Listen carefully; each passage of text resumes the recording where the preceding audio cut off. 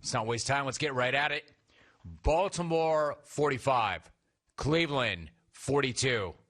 That was the game of the year last night. And if that's not the best game that we see all year, I can't wait to see a game that's better than that, because that was amazing. I mean, that was incredible last night. And yes, I know there's this prisoner of the moment feel to sports these days.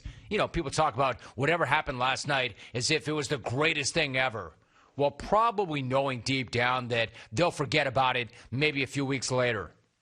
Yeah, I don't think that's the case with last night. That really is a game that's going to be remembered for a long, long time, because that game had everything. Division rivals, prime time in December, multiple lead changes, an iconic return from the locker room, a game-winning field goal at distance in crazy wins.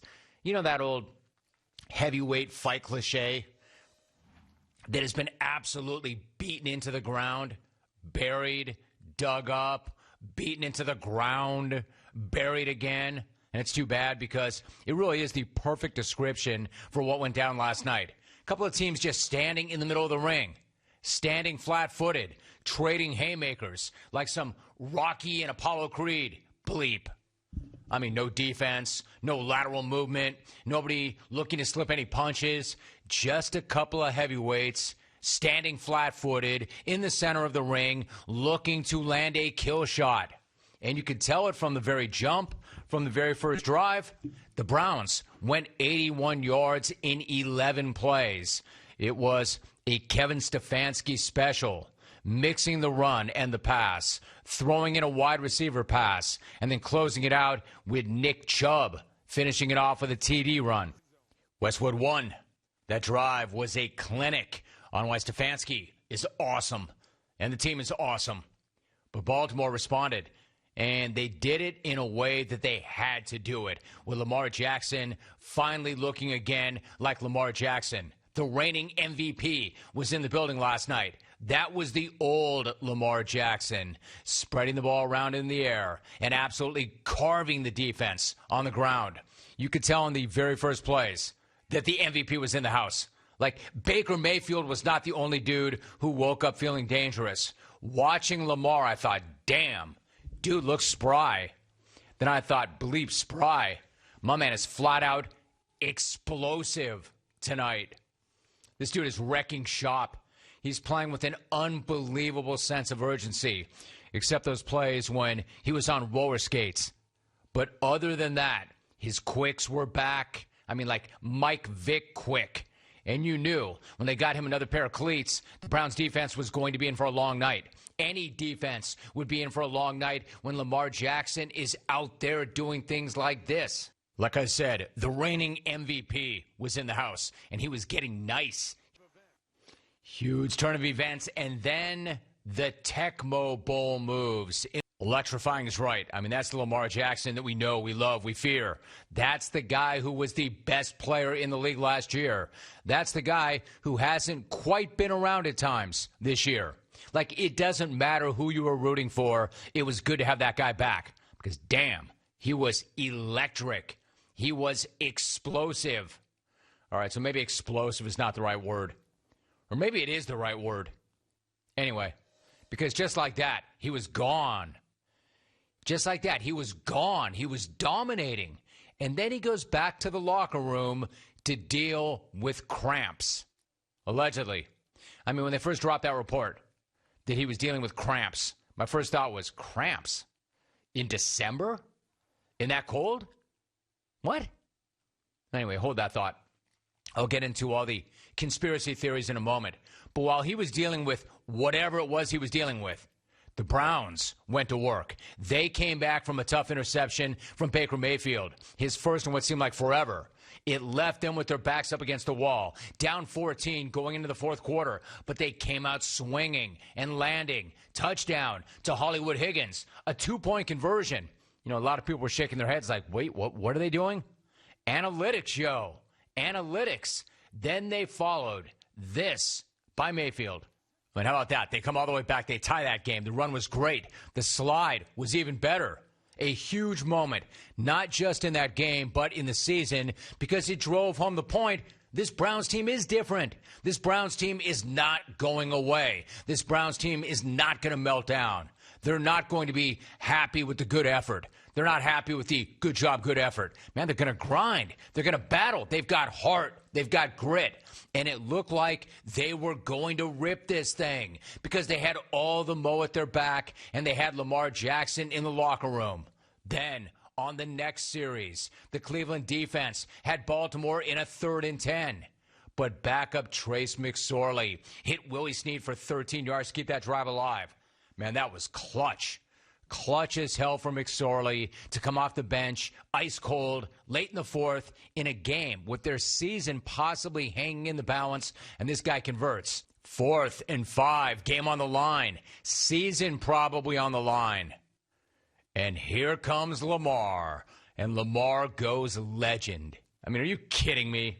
If that game ended right there, that would have been incredible. It would have been unbelievable, but it didn't. Because the Browns did come flying right back. Baker to DPJ. Baker to Jarvis Landry. Baker to Kareem Hunt. Baker to Hunt one more time. Clutch as hell. Brass as hell. And for any of you dopes thinking that the Browns were not ready for prime time, that all they did was get fat on cupcakes, you can shut the hell up right about now. Because that drive was brass as hell. In fact, the only thing bad about that drive, and you had to know it right when it happened, is that they actually scored too quickly. If you're a Browns fan, you had to be thinking, oh, man, that was so awesome, but they scored too quickly. They left too much time on the clock for Lamar Jackson. There was no way Jackson was going to let Baltimore lose last night. Nobody and no one thing was going to keep Lamar down last night. Not explosive diarrhea, devastating cramps, or anything else. Man, this guy was possessed. This dude just was not going to be denied. This dude was not going to let his team lose or his season potentially end. 4 quick passes, a spike, and then this. Justin Tucker, man, this dude is unconscious. He is ice cold. So clutch, so impressive, especially when you consider the crazy wind that was whipping around. And the fact that Baltimore absolutely had to have that. They beat the Cowboys last week, right? I said I was not impressed because they only beat the Cowboys. Now they have beaten a good team on the road when their star quarterback was dealing with, hell, I don't know, whatever he was dealing with. I'm impressed. I'm hella impressed. I cannot say enough about Lamar Jackson. I mean, for 3 quarters, his offensive line was struggling. His receivers were struggling. So he put up a new Monday Night Football quarterback rushing record with 124 yards and 2 TDs. And he missed a big chunk of the game, and then he came back and he threw for more yards in the final 2 minutes than he did in the previous 58. Like I said, with their season on the line, the MVP was back in the house last night. However, if you're looking to come in here and bury the Browns, don't.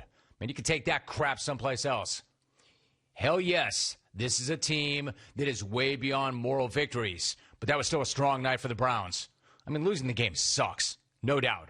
It was the ultimate kick in the junk and blast in the package. It was brutal. But they underlined yet again, they're legit. They didn't play their best game. Not at all. They ate some serious punches. They kept fighting their asses off. They kept getting up off the mat. Just know, they're not about the moral victory. You know they're pissed, and they should be. They should be 10-3 this morning. They should be. They could be. If they make a play, they get the hell off the field defensively. They are 10-3 this morning. And how different would the world look at 10-3? They should be, but they're not because, well, Lamar Jackson. Like, I'm not sure anyone or anything was beating Lamar Jackson last night. Not the Browns, not debilitating cramps, not explosive diarrhea, not anything, whatever it was. Speaking of the runs, like I've always said that explosive diarrhea is the great equalizer, even when I denied saying it because I forgot that I said it. All right, so I said it.